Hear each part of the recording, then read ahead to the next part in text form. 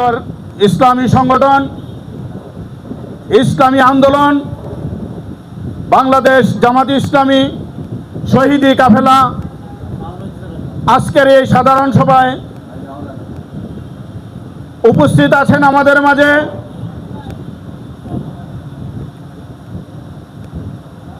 সবার পৌরসভার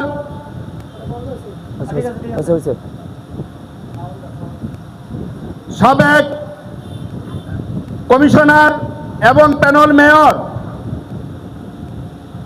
এবং বাংলাদেশ জামাত ইসলামী ঢাকা জেলার রাজনৈতিক সম্পাদক বিশিষ্ট ইসলামী চিন্তাবিদ রাজনৈতিক সম্পাদক জনাব হাসান মাহবুব মাস্টার ভাই আজকের এই সাধারণ সভায় উপস্থিত থাকবেন বাংলাদেশ জামাত ইসলামী ঢাকা জেলার সম্মানিত সেক্রেটারি এবং ঢাকা 19 আসনের বাংলাদেশ জামাত ইসলামী কর্তৃক মনোনীত এমপি প্রার্থী অধ্যক্ষ মাওলানা আফজাল হোসেন, সুফিয়া বেকারি ইউনিট কর্তৃক আয়োজিত এই সাধারণ সভা এবং অফিস উদ্বোধন উপলক্ষে আরও উপস্থিত আছেন ইসলামী আন্দোলনের বিভিন্ন পর্যায়ের দায়িত্বশীল এবং ইসলামী আন্দোলনের প্রাণপ্রিয় মুসলিম ভাইরা। আসসালামু আলাইকুম রহমতুল্লাহি ওয়া বারাকাতুহু। সম্মানিত উপস্থিতি, আপনারা জানেন আমরা গত 16টি বছর কিভাবে নির্যাতিত নিপীড়িত হয়েছি, এ দেশের মানুষকে কিভাবে গুম করে রাখা হয়েছিল, আয়না করে রাখা হয়েছিল, হত্যা দর্শন করা হয়েছিল, লুটতরাজ করা হয়েছিল। সেখান থেকে আপামর জনসাধারণ ছাত্র জনতা বিপ্লবের মাধ্যমে পৈশাচিক স্বৈরাচারী আওয়ামী লীগ এই দেশ থেকে পালিয়ে যেতে বাধ্য হয়েছে তাদের আন্দোলনের কারণে। ছাত্র জনতা একটি সুন্দর দেশ তারা উপহার দিতে চেয়েছিল। আমরা আশা করি, এখনো আশা করি যে একটি সুন্দর মানবিক কল্যাণ ইসলামী রাষ্ট্র গঠন করতে হলে কোরআনের আইনের বিকল্প নেই। কোরআনের আইন ছাড়া শুধু বাংলাদেশ নয়, গোটা বিশ্ব শান্তি আসতে পারে না। তন্মধ্যে বাংলাদেশ 90% মুসলমান দেশ হিসাবে এ দেশ আশা করে, এ দেশের জনগণ আশা করে, প্রাণপ্রিয় মুসলিম ভাইয়েরা আশা করে এ দেশটি হবে মানবিক কল্যাণ এবং ইসলামী রাষ্ট্র। এ দেশের মানুষ, ইসলাম প্রিয় মানুষ কখনো মানুষের গোলামি করতে পারে না। ইসলামের আইন বহির্ভূত আইন, মানুষের মন গড়া আইন দিয়ে চললে এই দেশ শান্তি হতে পারে না।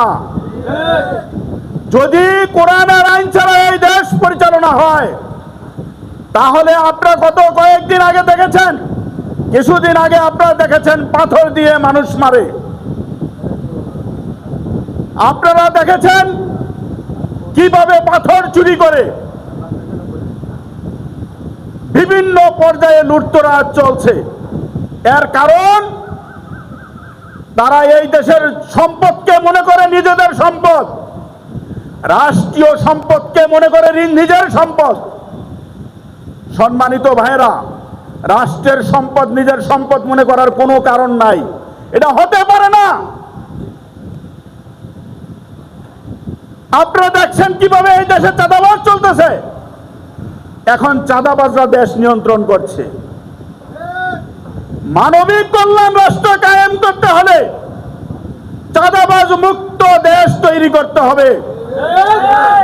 আর চাঁদাবাজ মুক্ত দেশ তৈরি করতে হলে কোরআনের আইনের কোনো বিকল্প নেই। তাই বাংলাদেশ জামাত ইসলামী চায় এই দেশে একটি সুন্দর সমাজ, মানবিক কল্যাণ রাষ্ট্র। এই দেশে সুষ্ঠু বন্টন, এই কাজগুলি করতে হলে একমাত্র কোরআনের আইন ছাড়া বিকল্প কোনো পথ নেই। তাই বাংলাদেশ জামাত ইসলামী যুগ যুগ ধরে কোরআনের আইনের কর্মী তৈরি করছে, যারা আল্লাহর গোলামি করে নিজেদের পকেটের পয়সা দিয়ে তারা রাজনীতি করে, কারো কাছে চাঁদাবাজি করে না, কারোকে ধমক দেয় না, কোনো ফ্যাক্টরিতে গিয়ে চাঁদাবাজি করে না। বাংলাদেশ এমন কোন প্রমাণ দিতে পারবে না, কোন মিল ফ্যাক্টরি কেউ কোনো প্রমাণ দিতে পারবে না যে বাংলাদেশ জামাত ইসলামী একটি টাকা চাঁদা দাবি করেছে। তাহলে এই দেশকে গড়তে হলে, সোনার দেশ গড়তে হলে, মানবিক কল্যাণ রাষ্ট্র গড়তে হলে বাংলাদেশ জামাত ইসলামী একমাত্র রাজনৈতিক দল, ইসলামিক দল, যারা ক্ষমতায় গেলে রাষ্ট্রীয় সম্পদকে মানুষের দ্বার প্রান্তে যার যে হক আছে, যে যেটা পাবে সেভাবে তার কাছে পৌঁছে যাবে। এই জন্য বাংলাদেশ জামাত ইসলামী কাজ করে যাচ্ছে। আমরা এটাও আশা করি আপনাদের কাছে যে বাংলাদেশ জামাত ইসলামী হাতকে শক্তিশালী করতে হবে এবং আগামীর পার্লামেন্টকে কোরআনের পার্লামেন্ট তৈরি করতে হবে। আগামীর পার্লামেন্ট কোরআনের পার্লামেন্ট, কোরআন হাদিসের পার্লামেন্ট হবে ইনশাআল্লাহ। আমরা রাজি আছি ভাইরা আমার? তাহলে আমাদেরকে কাজ করতে হবে, আমরা যেন ভুলে না যাই, আমরা যেন আকিজ বিড়ির কাছে বিক্রি হয়ে না যাই, 500 টাকা নোটের কাছে বিক্রি হয়ে না যাই, 1000 টাকার নোটের কাছে বিক্রি হয়ে না যাই। আগামীর ভোট, আপনার ভোট আমানত। যদি আপনি ভালো মানুষকে ভোট দেন, সে যত ভালো কাজ করবে তার সওয়াবের ভাগী আপনি হবেন। আর যদি আপনার ভোট এমন মানুষকে দেন যে পাস করে চাঁদাবাজি করবে, লুটতরাজ করবে, ধর্ষণ করবে, হত্যা করবে, তাহলে সেই লোকের পাপের ভাগী আপনিও হবেন। তাহলে আমাদেরকে বুঝতে হবে, আমাদেরকে সিদ্ধান্ত নিতে হবে, আমাদেরকে একতাবদ্ধ হতে হবে এবং আগামীর পার্লামেন্ট কোরআনের পার্লামেন্ট তৈরি করতে হবে, চাঁদাবাজ মুক্ত সোনার দেশ গড়তে হবে। আজকের এই সাধারণ সভা আমরা যাতে সুষ্ঠু সুন্দরভাবে এবং আমাদের দায়িত্বশীল যারা এসেছেন তাদের আলোচনা আমরা শুনব এবং তাদের আলোচনা শুনে আমরা পরবর্তী কার্যক্রম আমরা চালানোর জন্য ইনশাআল্লাহ ব্যবস্থা করব ইনশাআল্লাহ। আল্লাহ আমাদেরকে সেই তৌফিক দান করুন এবং আজকের এই সাধারণ সভার উদ্বোধন ঘোষণা করছি। আল্লাহ আমাদেরকে সেই তৌফিক দান করুন। আমা তৌফিক ইল্লা বিল্লাহ। আসসালামু আলাইকুম ওয়া রাহমাতুল্লাহ। আলহামদুলিল্লাহ, ধন্যবাদ জ্ঞাপন করছি আজকের এই সাধারণ সভার সম্মানিত সভাপতি মহোদয়কে। উনি উদ্বোধনী ঘোষণা করলেন। সম্মানিত উপস্থিতি, এই পর্যায়ে আমাদের মাঝে বক্তব্য নিয়ে আসছেন বাংলাদেশ জামাত ইসলামী ঢাকা জেলার অন্যতম কর্মপরিষদ সদস্য, রাজনৈতিক সেক্রেটারি, আমাদের মাঝে এই পর্যায়ে বক্তব্য নিয়ে আসছেন বাংলাদেশ জামাত ইসলামী 8 নম্বর ওয়ার্ড কর্তৃক মনোনীত কাউন্সিলর পদপ্রার্থী, বিশিষ্ট সমাজসেবক জনাব আনোয়ার হুসাইন ভাই। আমাদের মাঝে বক্তব্য নিয়ে আসছেন আনোয়ার হুসাইন ভাই।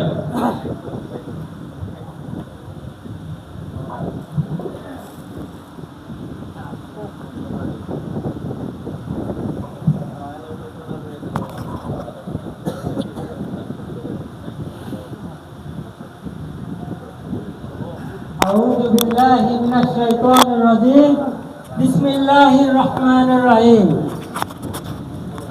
শহীদি কাফেলা গণমানুষের সংগঠন বাংলাদেশ জামাত ইসলামী সাভার পৌরসভার 8 নং ওয়ার্ডের সুফিয়া বেকারি ইউনিট কর্তৃক আয়োজিত আজকের এই কর্মী সমাবেশ ও অফিস উদ্বোধনের সম্মানিত সভাপতি বশির আহমেদ সরকার উপস্থিত আছেন আমাদের মাঝে ঢাকা জেলা রাজনৈতিক সেক্রেটারি, সাবেক কাউন্সিলর ও প্যানেল মেয়র হাসান মাহবুব মাস্টার।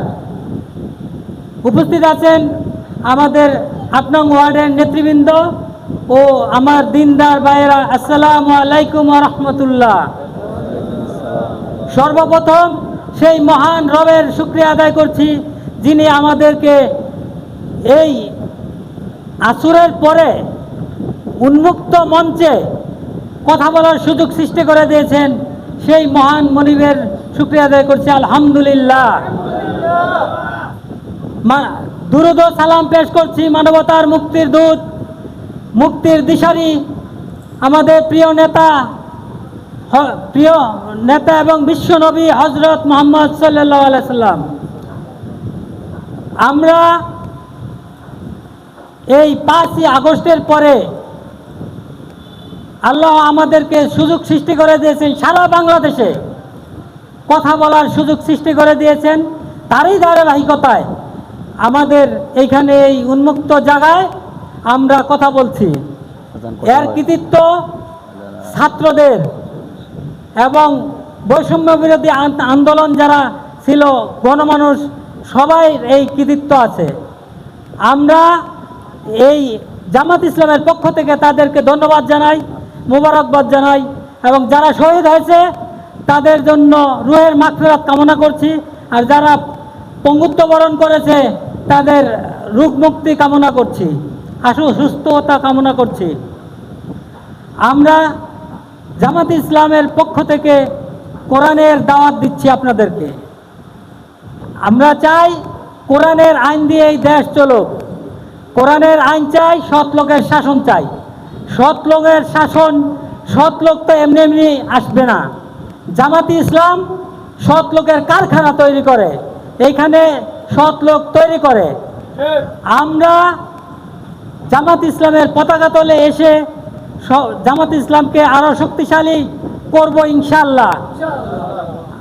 আমি আপনাদের কাছে দোয়া চাই ৮ নং ওয়ার্ডের জন্য, যে আগামীতে যেন আমরা এই ৮ নং ওয়ার্ডকে মাদক মুক্ত করতে পারি, সন্ত্রাস মুক্ত করতে পারি, এই প্রত্যাশা আপনাদের কাছে রেখে সংক্ষিপ্ত আলোচনা শেষ করলাম। ওমা তৌফিক ইল্লা বিল্লাহ। আসসালামু আলাইকুম ওয়া রাহমাতুল্লাহ। আলহামদুলিল্লাহ, ধন্যবাদ। ৮ নম্বর ওয়ার্ডের জামাত মনোনীত কাউন্সিলর পদপ্রার্থী জনাব আনোয়ার হোসেন ভাইকে। সম্মানিত উপস্থিতি, আমরা এখন বিশেষ অতিথি এবং আমাদের প্রধান অতিথি এমপি পদপ্রার্থী উনি আসতেছেন। আমরা দুজনের বক্তব্যের মাধ্যমেই আজকের এই মহতী অনুষ্ঠান আমাদের সমাপ্ত হবে ইনশাআল্লাহ। ততক্ষণ পর্যন্ত আপনাদের ধৈর্য এবং আপনাদের সহযোগিতা কামনা করছি। ওহারা প্রচার করুক হিংসা বিদ্বেষ আর নিন্দাবাদ, আমরা বলিব সাম্য শান্তি এক আল্লাহ জিন্দাবাদ। সম্মানিত উপস্থিতি, সব দল দেখা শেষ। আগামী দিন হবে কোরআনের বাংলাদেশ, আগামী দিন হবে সৎ লোকের এবং কোরআনের শাসনের বাংলাদেশ। সম্মানিত উপস্থিতি, এ পর্যায়ে আমাদের মাঝে আজকের এই অনুষ্ঠানের বিশেষ অতিথি হিসেবে বক্তব্য পেশ করবেন বাংলাদেশ জামাত ইসলামী ঢাকা জেলার সংগ্রামী রাজনৈতিক সেক্রেটারি, সাভার পৌরসভার সাবেক কাউন্সিলর এবং প্যানেল মেয়র, সাভার পৌরসভার বাংলাদেশ জামাত ইসলামী মনোনীত মেয়র পদপ্রার্থী, গণমানুষের নেতা, বিশিষ্ট ইসলামী শিক্ষাবিদ, বিশিষ্ট ইসলামী চিন্তাবিদ ও গবেষক, আমাদের প্রাণপ্রিয় নেতা জনাব হাসান মাহবুব মাস্টার বক্তব্য পেশ করার জন্য বিনীত অনুরোধ করছি।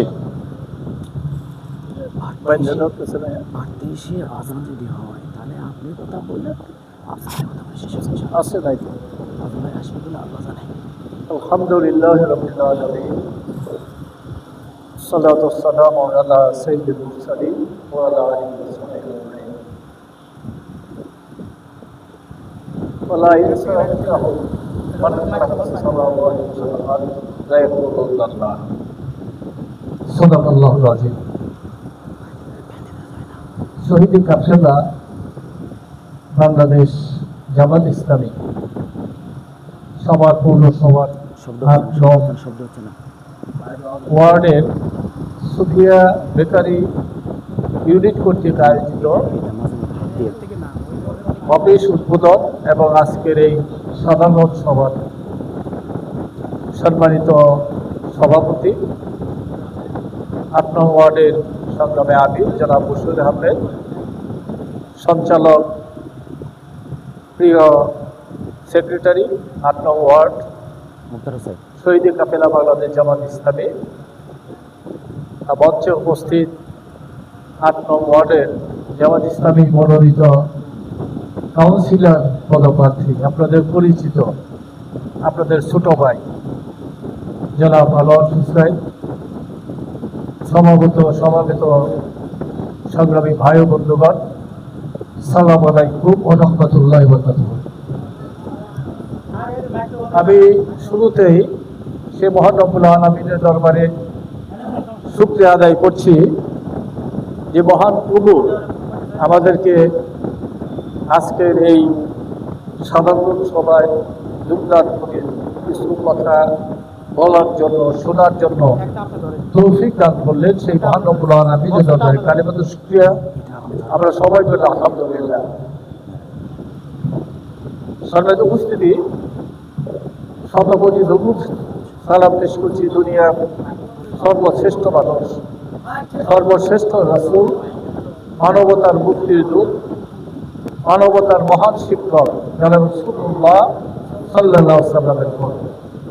আমি কথা শুরুতেই আমি শ্রদ্ধার সাথে স্মরণ করছি সেই সমস্ত বীর শহীদদের যারা 16 বছর জাতির ঘাড়ে চেপে বসা ফ্যাসিস্টের বিরুদ্ধে বুকের রক্ত রাজপথে ঢেলে দিয়ে আমাদেরকে স্বাধীন এবং স্বাধীন মুক্ত একটা বাংলাদেশ উপহার দিয়েছে, তাদেরকে শ্রদ্ধার সাথে স্মরণ করছি এবং আমরা তাদের জন্য আল্লাহর কাছে দোয়া করছি, আল্লাহ যেন তাদেরকে শহীদ হিসেবে কবুল করতে দেন, বলেন আমিন। সম্মানিত উপস্থিতি, পাকিস্তানের 24 বছর, সবাই কবে জন্য আমি একটু, পাকিস্তানের 24 বছর, বাংলাদেশের 54 বছর, কত বছর হয়? 78 বছর, ঠিক না? এই 78 বছর যারা দেশ চালালো তারা এই দেশের মানুষকে কিছুই দিতে পারে নাই, ঠিক না? উপহার দিয়েছে কি? সন্ত্রাস, চাঁদাবাজ, দখলদারিত্ব, দুর্নীতি, আয়নাগর, গুম, খুন, এই তো, তাই না? এর বেশি কিছু তো দিতে পারে নাই, যে তারা দিতে পারল না। কেন না? তারা তাদের নিজেদের আইন মতো দেশটাকে চালাতে চেয়েছিল। ফলে এই দীর্ঘ সময় দেশের মানুষ শুধু শোষিত হয়েছে, তারা শোষণ এবং নিপীড়নের শিকার হয়েছে, ঠিক না? আমরা 24শে অভ্যুত্থানের মাধ্যমে একটা শোষণহীন একটা কল্যাণ রাষ্ট্র চাই। আপনারা চান না?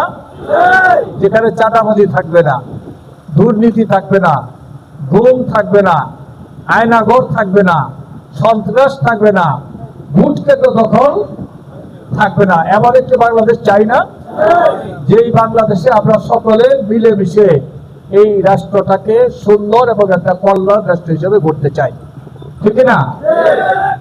এটা যদি গড়তে হয় 54 বছরে যেই মতবাদ দিয়ে, 54 বছরে যেই ইজন দিয়ে এ দেশের মানুষের শান্তি প্রতিষ্ঠিত হয়নি, আবারও যদি তাদেরকে রাষ্ট্রীয় ক্ষমতায় আনা হয়, তাহলে কি দেশের মানুষের ভাগ্যের পরিবর্তন হবে?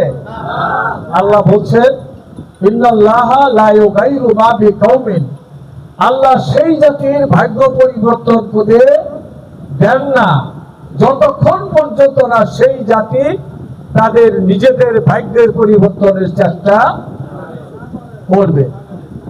তাহলে বোঝা গেল এই যে শোষণ, জুলুম, নির্যাতন, এর পিছনে কারণ ছিল যারা আমাদেরকে পরিচালিত করছে, রাষ্ট্রীয় ক্ষমতায় ছিল, তারা ছিল অসৎ চরিত্রবান লোক, তাই না? তারা আল্লাহর আইনে বিশ্বাস করতো না। এর জন্য আমরা বলি ভাগ্যের কোনো পরিবর্তন হয় নাই। মানুষ দুঃশাসন দেখেছে, আইনাগর দেখেছে। এর থেকে যদি মুক্তি পেতে হয় তাহলে সৎ লোকের শাসন। সৎ লোক যদি হয় সে কি চাঁদাবাজি করবে, দুর্নীতি করবে, দখলবাজি করবে, সন্ত্রাস করবে, টিসিবির মাল চোরাই পথে বিক্রি করবে? গত ৫০ দিন রাজাসনের থেকে টিসিবির মাল উদ্ধার করেছে, ঠিক না? কেননা এই লোকগুলা আল্লাহর আইনে বিশ্বাস করে না। আল্লাহর কাছে জবাবদিহি করতে হবে, এই অনুভূতি তাদের মধ্যে। এর জন্য আমরা বলছি আমরা সৎ লোকের শাসন চাই। আর কি চাই? আল্লাহর আইন চাই। আমি যদি আপনাদের কাছে প্রশ্ন করি, এটা আমরা কেন চাই? আল্লাহর আইন চাই। আল্লাহর আইন এই জন্য চাই, আল্লাহ বলছেন ওয়ালা ইন সাআলতাহুম মান খালাকাস সামাওয়াতি ওয়াল আরদ। যদি লোকদেরকে জিজ্ঞাসা করা হয়, বলুন তো কে আসমান, কে জমিন সৃষ্টি করেছে, বলেন তো? সবাই বলবে চুপ, সে বলবে আল্লাহ, তাই না? জবর দখলকারী তারে বলা হয় আল্লাহ সৃষ্টি করছে, কিন্তু আল্লাহর আইন তারা মানতে রাজি হয় না, ঠিক না? আল্লাহ বলছেন আল্লাহ লাহুল খালক ওয়াল আমর, সৃষ্টি যার আইন চলবে তার। চলেছে ৭৮ বছরে? শান্তি পেয়েছেন? অতএব যদি শান্তি পেতে চাই তাহলে আল্লাহর আইনের ভিত্তিতে একটি রাষ্ট্র যদি প্রতিষ্ঠিত হয়, সেখানে কোনো অবস্থাতে জুলুম থাকতে পারে না। সেখানে মানুষ শান্তিতে বসবাস করবে। সেখানে মানুষ শ্রমিক তার বেতনের বৃদ্ধির জন্য পুলিশের গুলিতে আহত হতে হবে না, নিহত হতে হবে না, ঠিক না? কারণ আল্লাহ রাসূল বলছেন আল কাসিবু হাবিবুল্লাহ, যারা নিজের হাতে কাজ করে তারা আল্লাহর বন্ধু। এই কথা যারা বিশ্বাস করবে, এই কথা যে রাষ্ট্র প্রধান বিশ্বাস করবে, সেই সমাজে শ্রমিক নির্যাতিত হবে না। ধর্ষণ বন্ধ হয়েছে? ধর্ষণ বিগত দিনে আমরা দেখেছি ৩ বছরের কিশোরী মেয়ে থেকে ৭০ বছরের বৃদ্ধা মহিলা ধর্ষিত হয়েছে, ঠিক না? কারণ কি? ধর্ষণের বিচার হয় নাই। ধর্ষণের বিচার যদি হতো তাহলে এই ঘটনা পুনরাবৃত্তি ঘটত না। সম্মানিত উপস্থিতি, এই জন্য আমরা আল্লাহর আইন এবং সৎ লোকের শাসন কায়েম করতে চাচ্ছি। আপনারা যেটা চান না? জমিন আল্লাহ, কার? আসমান কার? আইন চলবে। দেখেন আল্লাহ রাব্বুল আলামিন বলছেন লাকাদ আরসালনা রুসুলানা বিল বাইয়িনাতি ওয়া আনসালনা মাহুমুল কিতাবা ওয়াল মিজান লিয়াকুমান নাসু বিল কিসতে। আল্লাহ বলছেন আমি যুগে যুগে লোক রাসূলদেরকে পাঠিয়েছি সুস্পষ্ট নিদর্শন দিয়ে। নিদর্শনটা কি? আমরা জানেন যে হযরতে দাউদ আলাইহিস সালামের নিদর্শন, তিনি লোহা গালিয়ে মানুষের প্রয়োজনীয় যে সমরাস্ত্র এটা তৈরি করতেন। হযরত মূসা আলাইহিস সালাম তার হাতে লাঠি থাকতো, এই লাঠি ফেলে দিলে সাপ হতো, তাই না? এটা ছিল নিদর্শন। হযরতে ইউসুফ আলাইহিস সালামের নিদর্শন ছিল রূপ, সৌন্দর্য, ঠিক না? আমরা জানেন যে সুন্দরী মহিলারা মিশরের, তাই সে সামনে আসাতে আপেল কাটতে গিয়ে কখন হাত কেটে ফেলেছে কোনো মহিলাই জানে না, টের পায় নাই। এটা ছিল তাদের নিদর্শন। আল্লাহ বলছেন আমি যুগে যুগে লোক রাসূলদেরকে নিদর্শন দিয়ে, সুস্পষ্ট নিদর্শন দিয়ে এই জন্য পাঠিয়েছি, এবং তাদের সাথে কি পাঠিয়েছি? মিজান, কিতাব, হুদাল লিল মুত্তাকিন, কিতাব এটা পাঠাইছি মুত্তাকিনদের জন্য, এটা পথ দেখাবে। আর কি আর দিছি? মিজান দিছি, ন্যায়দণ্ড দিয়েছি আমরা। মিজানটা কেন দাঁড়িয়ে ফেলা হলো? আপনি 1 কেজি মাল কাউকে বেচে দিবেন, এই পাশে 1 কেজি থাকবে, এই পাশে 1 কেজি মাল থাকবে, সমান সমান হবে, ঠিক না?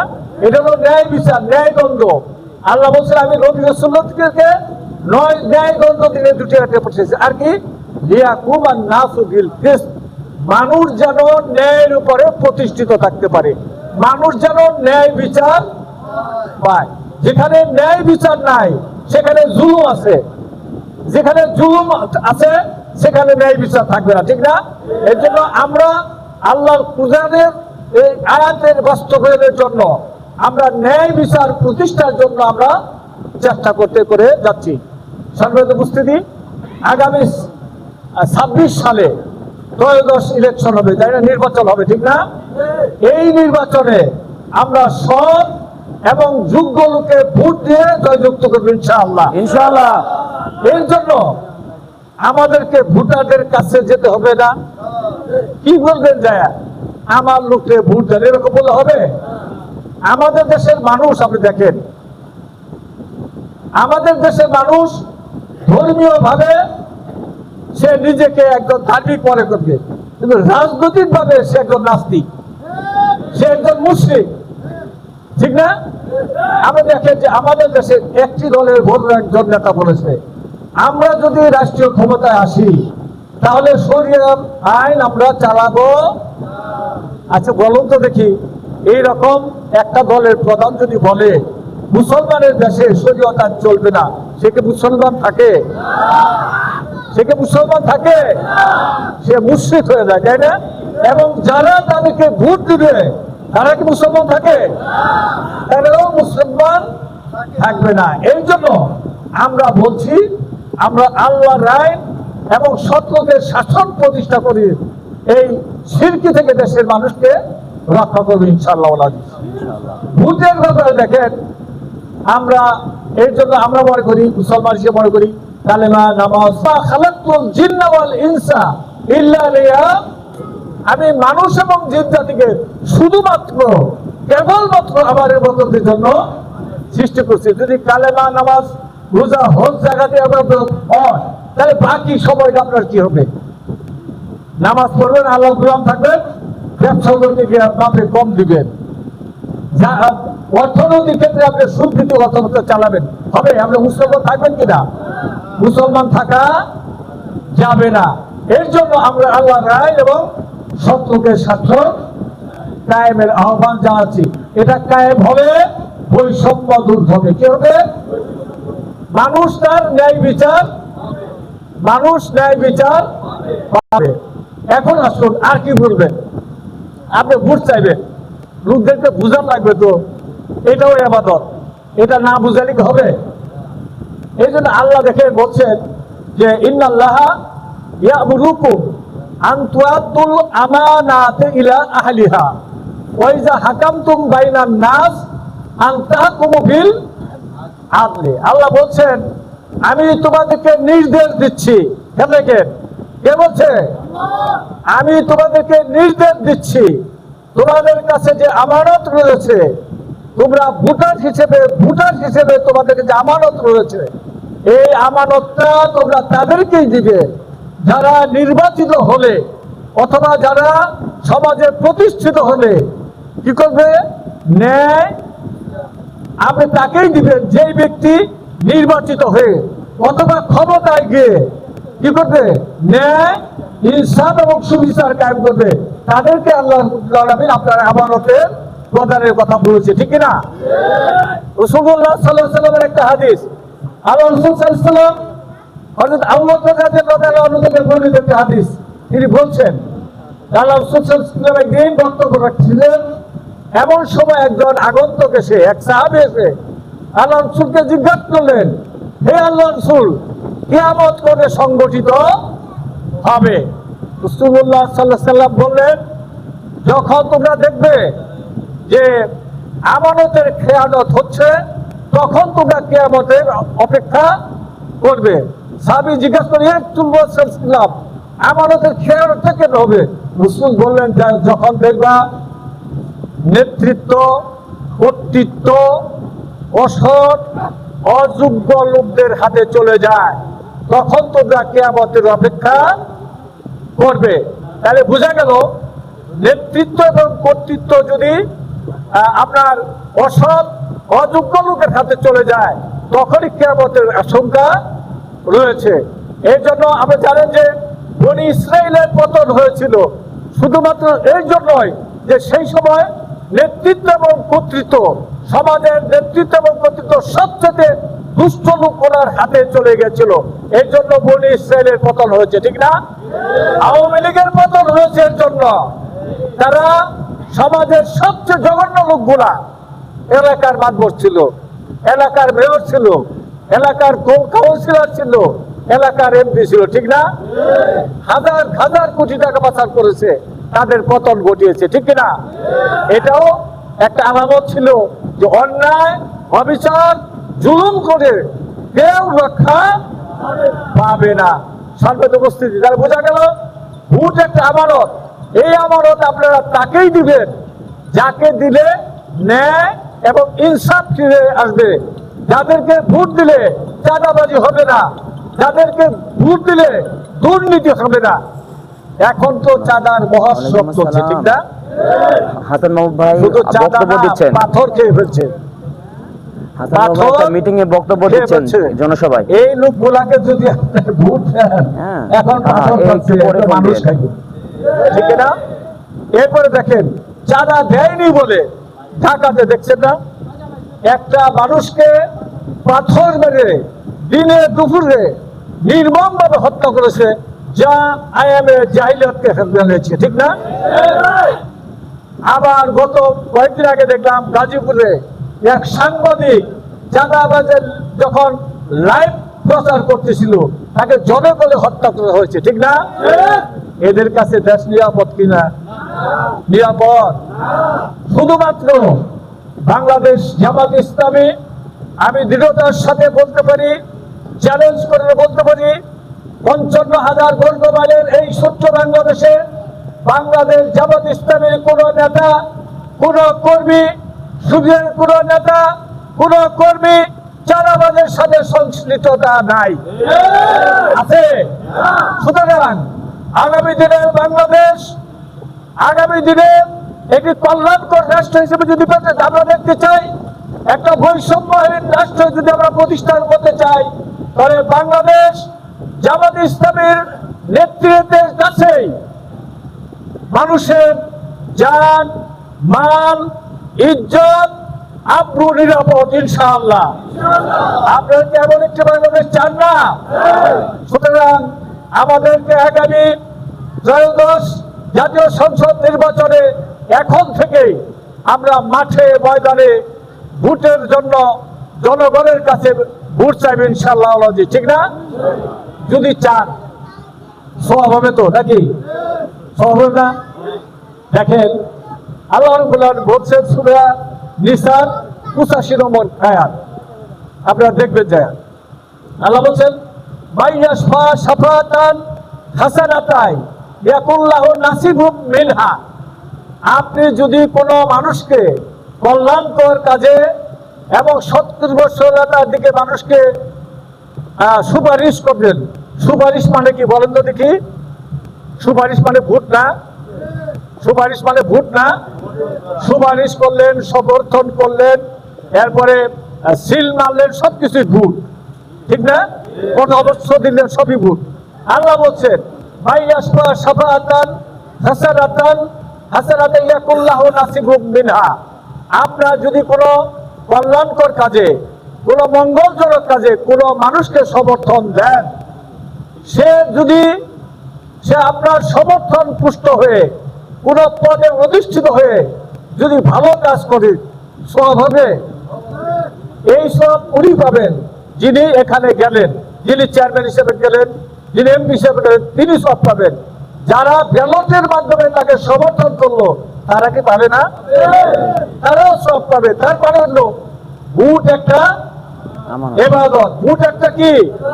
কালেমা নামাজ রোজার মতোই ভোটও একটা ইবাদত, এবং এটা আমি মনে করি কালেমা নামাজ রোজার চাইতেও গুরুত্বপূর্ণ ইবাদত। কারণ আপনার ভোটে যদি অসৎ চরিত্রহীন লোক নির্বাচিত হয় তাহলে কোরআনের তাফসীর মাহফিল বন্ধ করে দেয়, ঠিক না? মসজিদে ইমাম সাহেব স্বাধীনভাবে কথা বলতে পারে না, ঠিক না? সুতরাং এইরকম নেতৃত্ব প্রতিষ্ঠিত হলে যদি নামাজ পড়তেও বাধা দেয়, এইরকম নেতৃত্ব চান কিনা আপনারা? আপনারা দেখেছেন রমজান মাসে আমাদের মহিলা বোনদেরকেও তারাবির নামাজ থেকে গ্রেপ্তার করছিল, তাই না?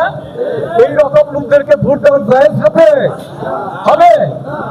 আল্লাহ বলছেন, যদি আপনি কোনো ভালো কাজে, কল্যাণকর কাজে কোনো মানুষকে সুপারিশ করেন, অর্থাৎ ভোট দেন, সে যদি তার পজিশনে গিয়ে মানুষের জন্য ভালো কাজ করে, এর সওয়াব হবে, এর সওয়াব আপনিও পাবেন। মানুষ যখন মরে যায় তার সকল আমল বন্ধ হয়ে যায়, কিন্তু সৎকার জারিয়ার আমল চালু থাকে, ঠিক না?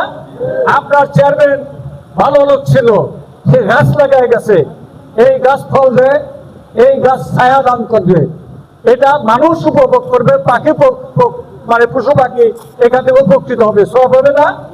আপনি মরে গেল একটা সৎ পত্রে আপনার বেরোতে ভোট দেওয়ার জন্য আপনি মরে যেও গিয়ে সব পেতে থাকবে, ঠিক না? আবার আল্লাহ বলছেন,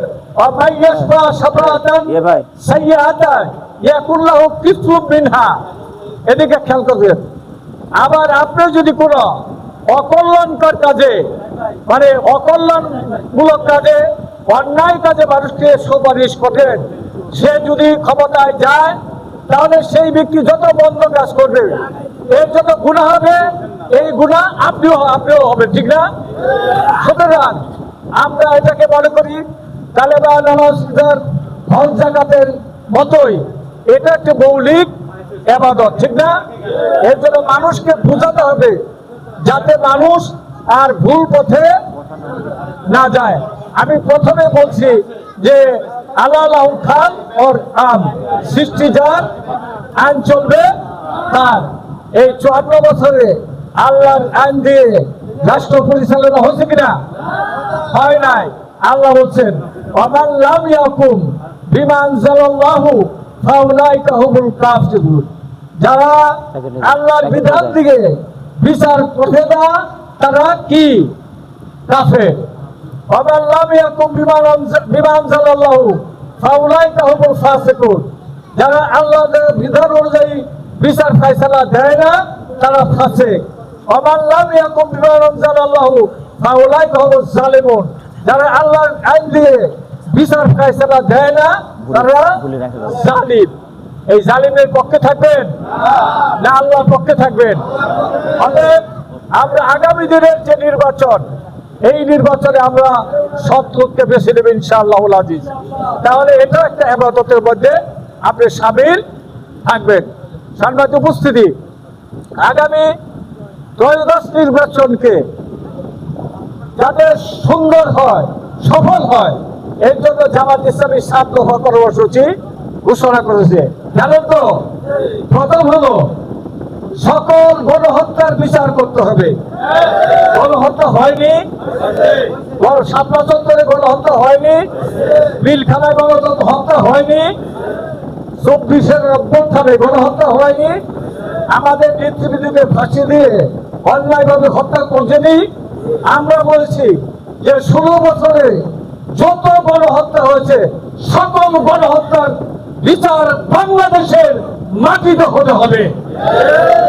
আপনারা চান না? পালায় গেলে কি মুক্তি পাওয়া যাবে? আমরা সকল গণহত্যার বিচার চাই, সে যেই করুক না কেন। এবং জুলাই বিপ্লবের পরে যে সমস্ত হত্যাকাণ্ড হয়েছে, সুহাগ হত্যাকাণ্ড, ওই সাংবাদিক হত্যাকাণ্ড, তাদের বিচার চান না? আমরা তাদেরও বিচার চাই। বিচারহীনতা আর একটা খুনিকে উৎসাহিত করে, ঠিক না? সামনে উপস্থিতি, আজান হয়েছে, আলোচনা শেষ করছি। আসুন আমরা সকলেই ঐক্যবদ্ধ থাকি। আমরা সকলে আল্লাহর জমিনে সৎলোকের, আল্লাহর ন্যায় এবং সৎলোকের শাসন কায়েমের জন্য ঐক্যবদ্ধভাবে মানুষের কাছে আমরা চলে যাবো ইনশাআল্লাহ আজিজ। সবাইকে ধন্যবাদ। সালাম আলাইকুম ওয়া রাহমাতুল্লাহি ওয়া বারাকাতুহু। আলহামদুলিল্লাহ, সম্মানিত উপস্থিতি, আজান হচ্ছে। আমাদের আজকের এই অনুষ্ঠানের প্রধান অতিথিকে আমাদের রাজা সাহেবের পক্ষ থেকে আমরা ধন্যবাদ জ্ঞাপন করছি। বাংলাদেশ জামাত ইসলামী 8 নম্বর ওয়ার্ডের পক্ষ থেকে, সুফিয়া বেগমের পক্ষ থেকে আমরা ধন্যবাদ জ্ঞাপন করছি। সভাপতি মহোদয় সমাপ্ত ঘোষণা করছেন। কেউ উঠবেন না, আমাদের তাবারক বিতরণের মানে সহযোগিতার জন্য আপনারা কেউ উঠবেন না, প্লিজ সবাই তাবারক নিয়ে যাবেন। বসির ভাই আপনি আসেন, কেউ উঠবেন না প্লিজ, কেউ উঠবেন না, এদিকে শেষ করবো আমরা। বসির ভাই এদিকে আসেন, বসির ভাই।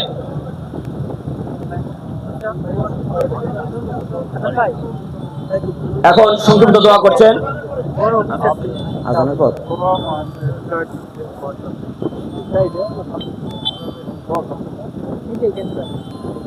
এখানে এখানে রাস্তার পাশে বাসা করছে বাংলাদেশ ব্যাংকের তো ইয়ে ছিলেন, ডিজিএম না ছিলেন, বাংলাদেশ ব্যাংকের